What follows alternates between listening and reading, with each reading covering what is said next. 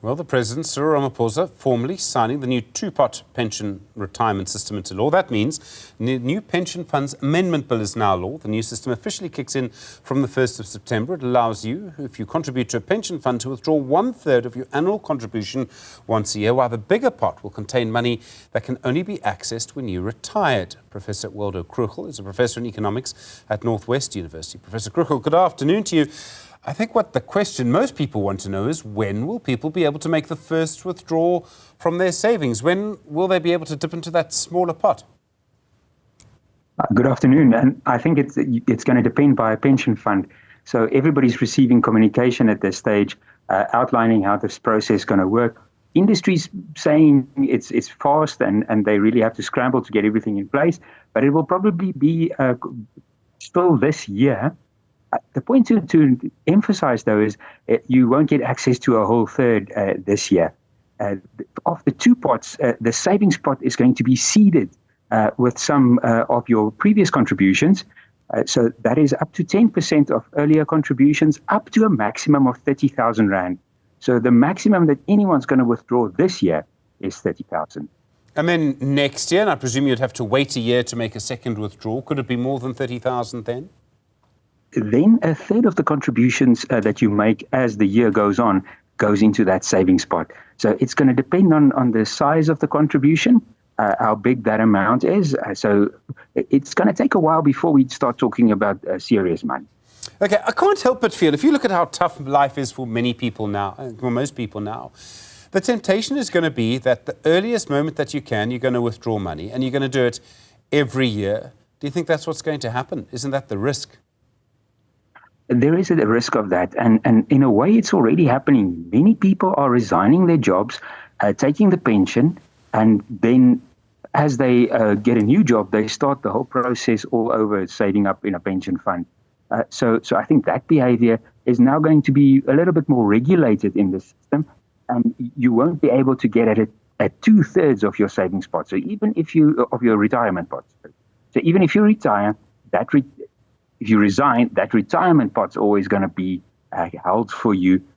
You only get access to the savings. So we'll see how this goes. It's going to depend on the industry and the need out there.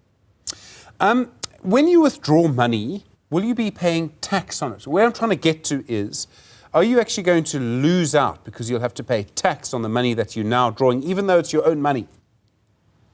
That's right. You're going to pay tax at your current marginal rate. So the SARS really want to get their share as they would from your salary, which is a higher rate than if you waited until retirement. So it becomes a really expensive emergency fund if you want to withdraw from this, from the tax side.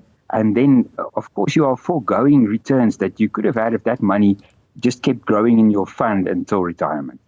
I can't help but feel that that kind of is a bit of a blow, really. I mean, would it have really cost SARS a lot of money to not tax this at the marginal tax rate? I mean, couldn't they have just, waited a little bit or charged it at the same rate that the big pot will be charged at?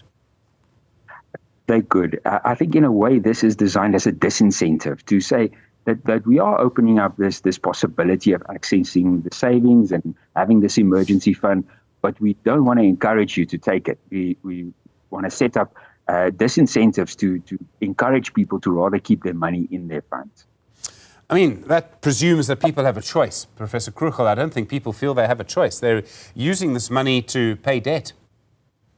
Absolutely. And I think many people are in dire straits, and often those are the ones who would have resigned under the old system to get their hands on their full retirement benefit. But now they will only be able to get the portion in the savings pot. So in a way, I think SARS and the National Treasury really set this up as a way to contribute to savings and providing for retirement. It's a small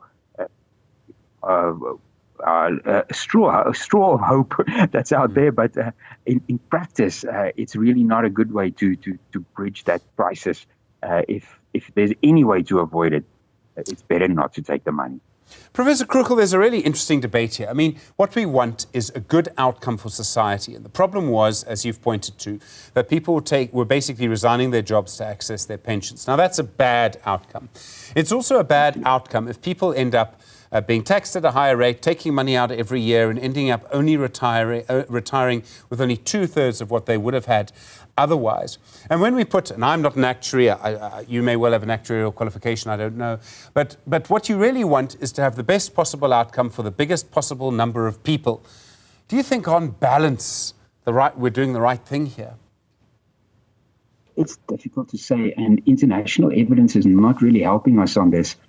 In the case of other countries who tried this, they didn't have these disincentives in place, so people could withdraw more of their money. They weren't taxed at the higher rates, and they ended up taking a lot of money and being a lot less prepared for retirement. So on balance, it's difficult to say. You're solving some of your debt problems now, but you're really postponing them until you're 65. I can see how this system fits into the Treasury's way of thinking, but how it fits into the really distressed individual's way of thinking, it doesn't. I mean, it's going to be very interesting to see, and I can't help but feel that in maybe 5 to 10 years, we'll start to see some of what happens here. This might not be the last change to our pension system. True. These changes happen slowly, and it's going to take a out. And I think everybody watching the industry is really interested to know, are a lot of people going to take their money? Is this going to be sort of a spending boost for the economy, broadly speaking? Is it going to be used to reduce debt or not? And what does it imply for the industry? It depends on the fund, but fund managers themselves are worried that they might need to change their investment strategies to keep more money liquid for these withdrawals, which frequently means lower returns for the fund as a whole. So you could be in a fund hanging on to every cent, but because other people are withdrawing, the fund is not as profitable as it's supposed to be. So there are lots of implications, and I suspect this is going to be studied for years to come. Professor Waldo Krugell, thank you. Professor in Economics at Northwest University. Really do appreciate the time. In a moment, a business update with Tim Sullivan.